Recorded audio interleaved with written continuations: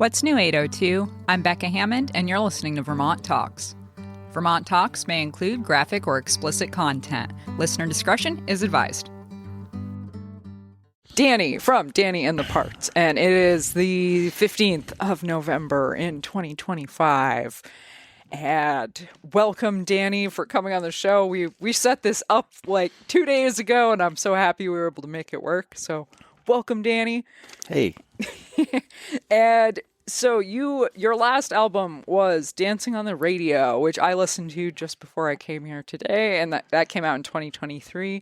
And the definition I found of some of my searching on the internet was that Danny and the Parts is an Americana band. Is that the one genre you really subscribe to, or do you feel like you kind of fall into other buckets? Well, I'll answer that question by giving you a small statement.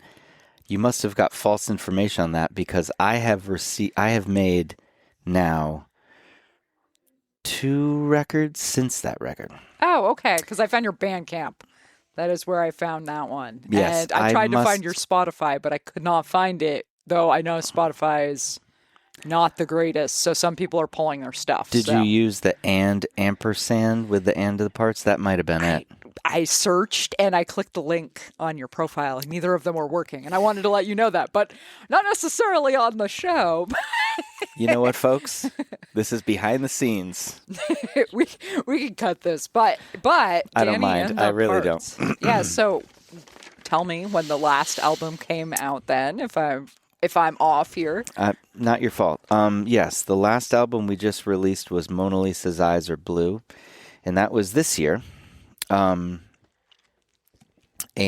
that was a full-length record that I did with A9 Studios, next door to where we're recording right now on Pine Street. My friend Luke Autry produced it and recorded it, and that was the last one I did. Prior to that, I had done an EP called Sun is Moon with members of the Leatherbound Books. Oh, cool. Yep. They produced and recorded that one. That's 7 songs. And then Dancing on the Radio was before that. Nice. Very cool. I've been busy. Yeah, definitely. So do you have... I'm annoyed I couldn't seem to find this album. Do you have a website yourself, or do you just have, like, the Spotify? I don't have a website. I used to. I never did anything with it. It disappeared. I felt bad about it. But I just couldn't kind of get up enough steam to keep it going every day. I do all my own booking and all my own promotion and all my own, playing Everything. shows Yeah, and there's a lot rehearsals to and it. gear stuff. And so I just couldn't get to, the website. So I've been doing mainly everything on Instagram. Yeah, and you seem pretty active on social Facebook, media. YouTube. Yeah, cool. Did I Bandcamp. miss? So your YouTube account, is that also just Danny and the Parts? Yes, it is. Cool. Yes, we'll have to add that link and get some good stuff on the show notes. Once you get in it, you'll see too much of me, and you'll be like, oh man, how do I get rid of this? So Mona Lisa, tell me again, Mona Lisa's Eyes Are Blue. Tell me about this one. What was it about? Because I really enjoyed listening to Dancing on the Radio. That was more of an EP, though, I think, just based on the length. Yep, five songs, produced by Cosmic the Cowboy. Nice. Yep. Great name. Yeah, great name. Get some great tones, too.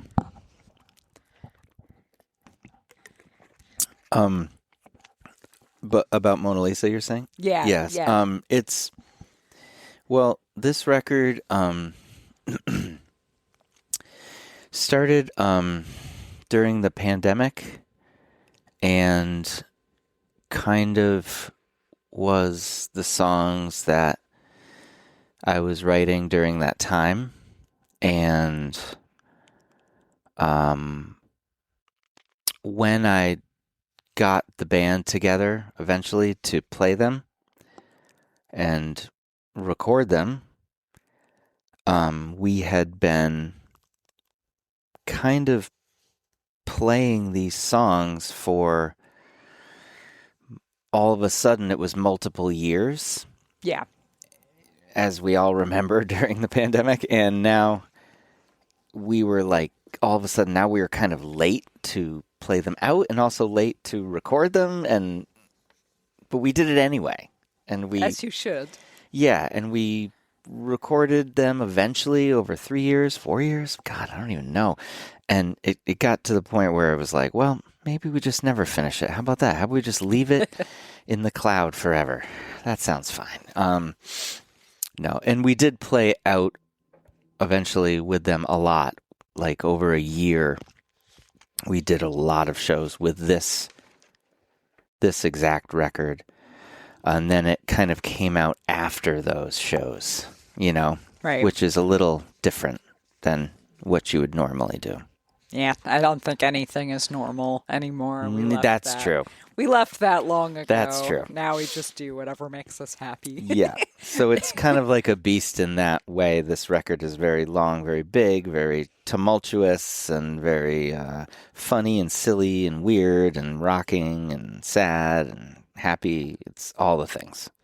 I like the genre Americana a lot because it's kind of this like floaty thing. Yeah. That it's rock-ish, rock adjacent. It feels like rock. Anybody I've listened to who calls themselves Americana is definitely sort of rocky, but it also is this just...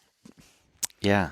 It's kind of folk, but it's not folk. Yeah. Right? It's just, it is what it is. I use it as an excuse to fill in the gaps between country music, rock music, and folk music. Yeah, basically. Right. Well, that's kind of tying them all together. I don't feel like,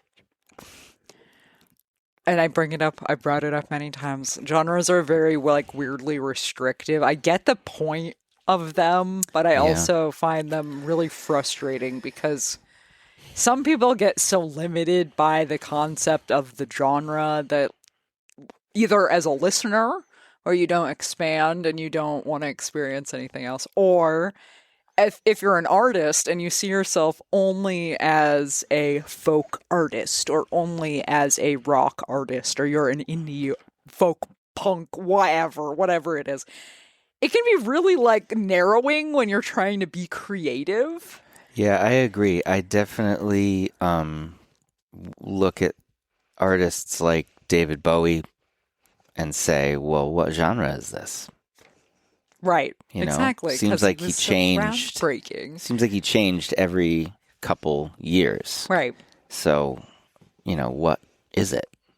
Especially looking back. Yeah. Because someone like that who had such a massive career for so long, in the moment in the 80s, looking at his music is such a different thing of thinking back, today, through the lens of all the culture and all the things that we've heard and experienced since then. But we also are like, oh yeah, it's so iconic. It is of the 80s. It has that, it represents that sound. I almost feel like, people like that write the books and we read them.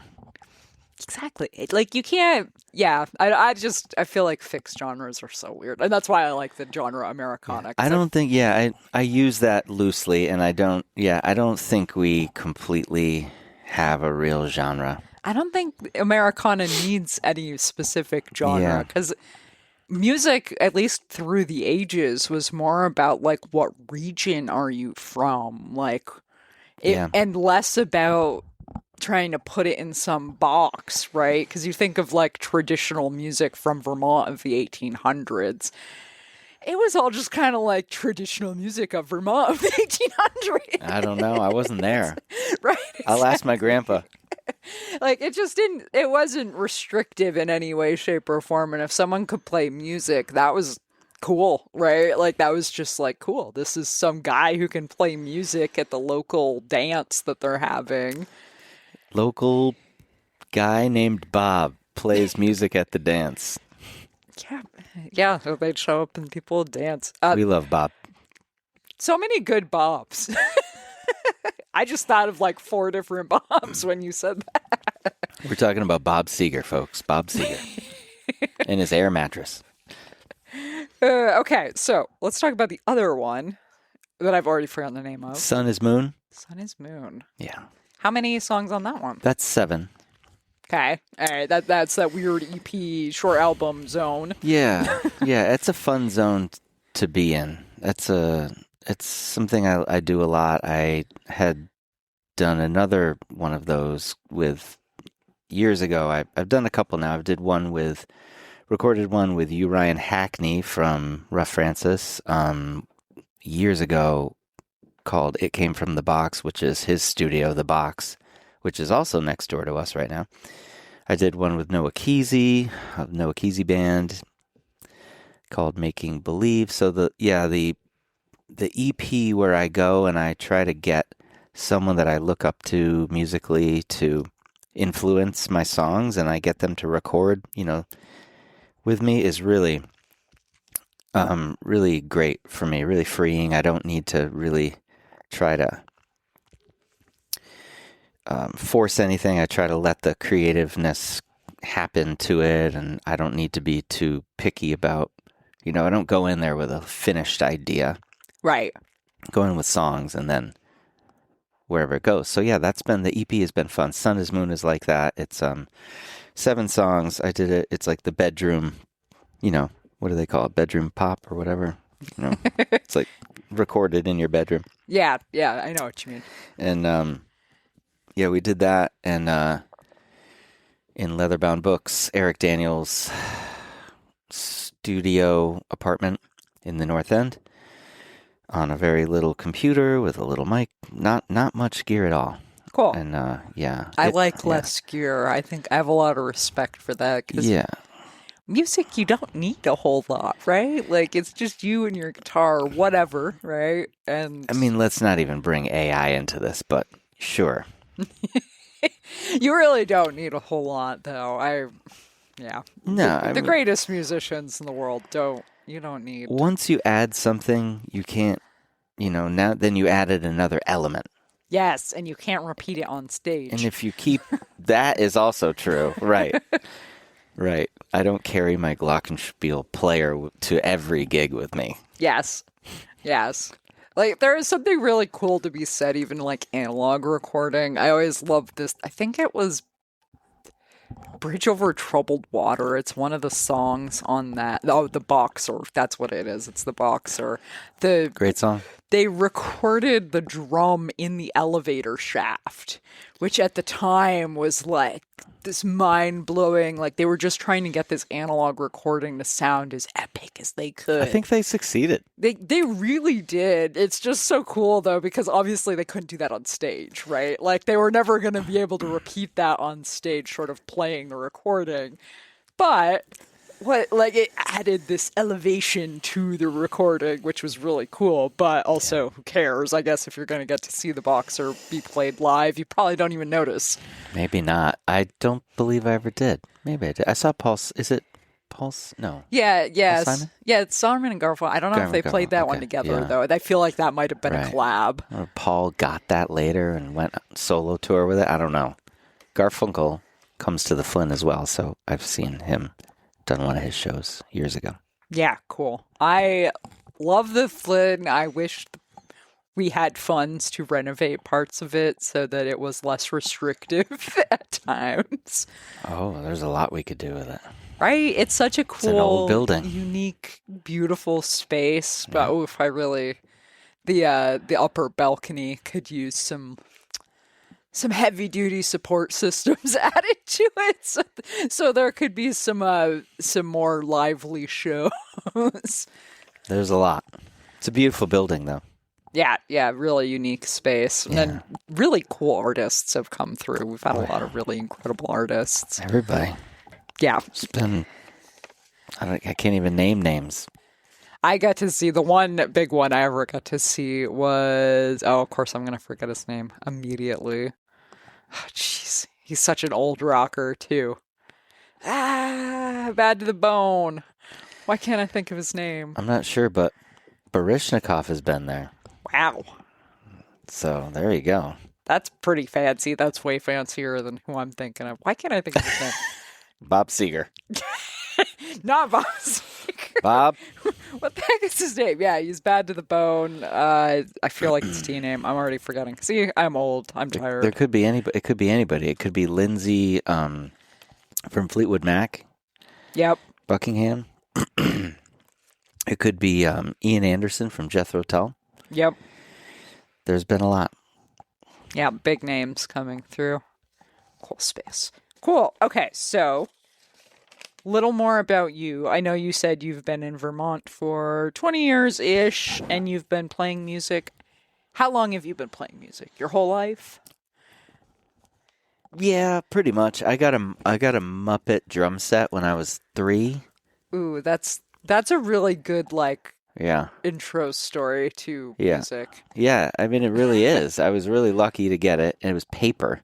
Nice. And I used to love the Muppet Show and watching Animal beat on his drums. Yes, so Animal. That's what. Yeah, they got right. me one, and then I beat the heck out of it.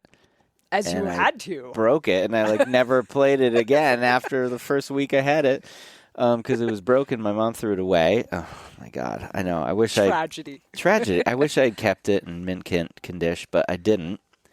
But yeah, soon after I started playing, I always loved music. We had a record player in my bedroom. I had Whitney Houston and the Everly Brothers, and I had all these weird little records, and I would write little songs with my brother, and we'd tape record them on our little microphones. We had these drum microphones we were singing through, and so yeah, we always played music together. I had a band in high school.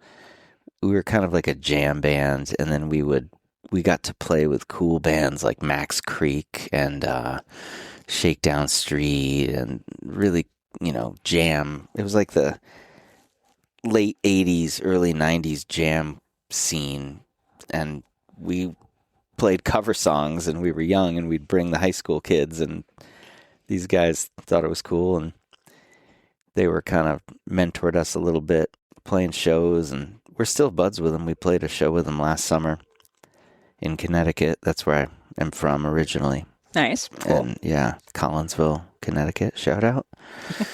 And yeah, so I started really young, and then I kind of just moved into getting a band in junior high with my brother and my friends, and then college I kind of changed course, going to a visual art school in Boston, but always had a band the whole time. Cool. Well, that's impressive. You keep going with it. Yeah, It's a lot. I must admit, I didn't really completely take music too seriously, to the point where I changed the name of my band to Danny and the Parts, and started trying to kind of book bigger shows and get on summer series and different things like that, make records, until I was much older.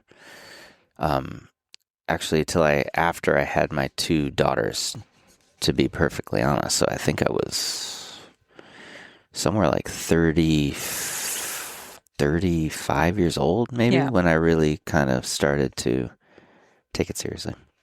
Well, that's really cool, though, because I personally haven't taken it all that seriously, but I've also played music forever. And I love playing music, but I also never felt like it wasn't the right time, I wasn't ready. I wasn't taking it seriously. I always took it, to me, if you're having fun, you're taking it seriously. You know what I mean? Right. But True. But in the sense of I'm gonna try to get more gigs. I'm gonna try to make records. I'm gonna try to keep a band around and keep it sustainable and keep people. You got to change a lot after you do the same thing for a couple years. What do you do? The same thing forever, or do you have the courage to try new people, try a new way of recording, a new style, a new place, take the band out regionally or overseas, whatever, so I'm trying to still do that. I'm still trying to do that. And that's why I'm here. Well, that's definitely something to be said in Vermont. I feel like I've met a lot of musicians who don't really want to play out anymore. Which I'm guilty of for a long time. I didn't want to play out. I just didn't want to do it. It's stressful. It's a lot. There's a lot to think about. Like logistically, it's a lot of not getting enough sleep. And the older that you get, the more sleep you'd really like to enjoy. Yes, it's definitely tolling for sure. Yeah, and you never know what you're gonna find. Even like a little tour around New England, like you don't know what the heck you're gonna find a lot of times unless you've done it or been to the venue before or know someone who already has played at that venue. You just don't know. That's usually been what we've been trying to do lately is things I've done in the past. And, I mean, that being said, I still like to try new things, but, you can usually just keep it within your means. You know what I mean? Like if your crew's ready to roll, then, then do it. If you got enough money to give it a shot, you can do it, but if it's within your means, to me, that's what it's all about, and having fun. Right. Right. Yes. Keeping it enjoyable, not taking it so seriously that you're hurting yourself. Yeah. It would not be fun to come back more broke or, try, I don't know, try to do it as smart as you can. I don't want to say this. I don't want to knock on wood or something. I think I'm getting better at little tours that we're doing, I think I'm getting better at it. Don't ask my band that. But like one time we were, if I can just say, one time we did I just goofed on the food for one night, and it was we drove from the Bennington Museum to Mystic Seaport, Connecticut. Oh wow! Yeah, that's with no trip. Food. It was a bit of a drive. And it was it was 5 p.m, and we got there. I mean, we had to load out, and 6 p.m. So we didn't get there till midnight or something. And there was just the Route 7 corridor. Yeah. Even in the summer, once it's past 6 o'clock or so, there's nothing there. Right. There's nothing open, But little things like that, you know what I mean? Right. I don't know. Gotta remember the road snacks. You gotta have people fed. Extremely important because if you're in a bad mood because you're hangry, then you're not gonna play as well. But we have so much fun when we do go out. We have my friend Steve Yardley and Eric Daniels have gone out with me twice in the past 2 years, and we've had a lot of fun doing that. Nice. So, any particular places? I'm guessing you stop in Connecticut because you mentioned Connecticut. Yeah, well, we do the same festival each year with this band Max Creek that I used to play with when I was in high school. Cool. Up until this year, I believe Scotty, the guitar player from Max Creek, was in Mike Gordon's band from the band Fish. So he's kind of this jam band guitar player that I've looked up to a lot in my life. And so we've been lucky enough to play with them. I think it's going to happen again next year. Nice. And so we're trying to build those relationships when we travel. Something you're getting into in a sense sometimes, if you can help it. Oh yeah, well I'm sure as soon as you meet someone when you're traveling around and actually playing shows at random venues, and you're like, oh, this person's with it, and you feel like you can trust them. Well, we try to book them, before we go, and for example, another stop we had was the Bennington Museum. Yeah, and it's their summer series, so we're, that's built-in crowd of however many people that show up there on the green, and there's a whole thing, and then cool little community vibe around there. Donors come up on the microphone and talk about the thing, so the built-in show that you kind of know what it's going to be like already sometimes is good to have. I mean, but that being said, you'll still go and we're going to add this one, we're going to add that one, and we'll add some, and then that gets a little sketchy. Right. Yeah. But it keeps the spice of life, right? Well, new experiences and all of that. I've played a lot of shows in New England over the past 30 years, so I guess I could say there isn't too much I haven't seen yet. Which is impressive, because there's a lot of crazy stuff. Yeah, I'm sure I'll probably see something now that I said that. Well, I hope it's a good thing. That you see. Exactly. We're talking about good things, not bad things. So I saw you had one show coming up fairly soon, which I'm not sure. I think this podcast might actually come out after your next show, sadly. But okay. That doesn't mean we can't hype it up on social media. So Yeah. When is the next one? The next one I believe is Monday at this place called Junk Teaks Collective, and it's a birthday party. Cool. Nice. Yeah, I think there's 22 bands, 22 years they've been in business. It's, in the North End. That's cool. Yeah, Yeah. I didn't realize Junk Teaks was also having a birthday, because I know Radio Beam. Yep. Yeah, they just had a Yep. huge amount of people playing for that one. Yep. We played there as well. It's a great place. Cool. So Junk Teaks on Monday. Yep, I'll be Anything at I'll be at the Wallflower Wednesday with my friend Wolverine. Oh, wow, you're busy. Yeah, cool. Yeah. He's a great guy. He's a keyboard playing trumpeter and like crazy beat making just magic man. He's magical. Yeah, Wolverine. Nice. Wallflower Wednesday. Be there. Nice. I do have other ones too. I don't know. Hold on. I can look at my Yeah. calendar. Let me know the other ones, because I think this one might actually come out on Thanksgiving. Really? I was trying to separate it by like a couple weeks from the last I one. believe that- But that means it's going to be after a lot of these shows. Well, I believe that if everything goes well in my life, then, and I know it will, that we will be at the Grindstone Brewery in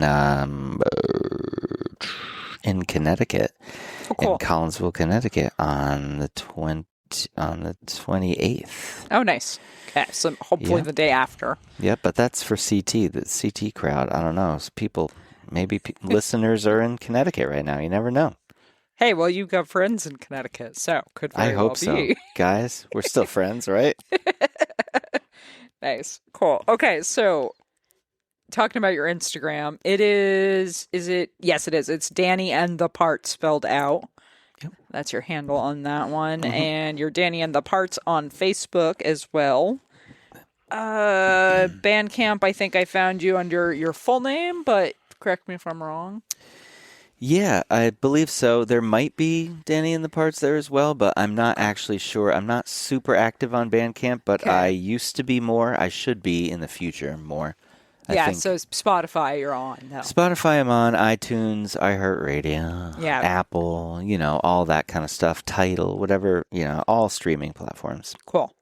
And your Instagram you are active on. I have seen you active on Instagram. Yeah, I have a lot of fun on Instagram being a visual artist as well. I like to get on there and do ridiculous things. Very cool. Yes. Anything else that you want to mention before we wrap it up? I just want to say thank you very much for having me. And, just encouraging other artists to keep, making connections. Come on down to Vermont Talks and talk to the community through your radio, through the stages, and I just want to encourage people to, come out and see a show and put down your cell phone, so to speak, and, Yeah, talk to your neighbors. talk to your neighbor and support the local art scene, Yeah, Yeah.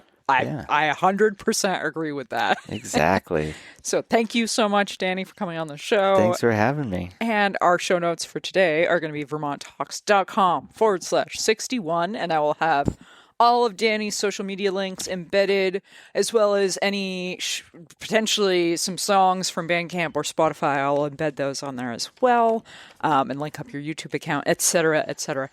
Thank you so much for listening to the show. Thank you, Danny, and have a great one, everybody. Thanks so much for listening to the end of the show. Subscribe to Vermont Talks on your favorite podcasting platform. You can find me on YouTube, Instagram, Facebook, all over the web. Contact Becca at vermonttalks.com if you'd like to be interviewed or if you know someone who should be. Thanks so much to Jason Baker for creating the show music.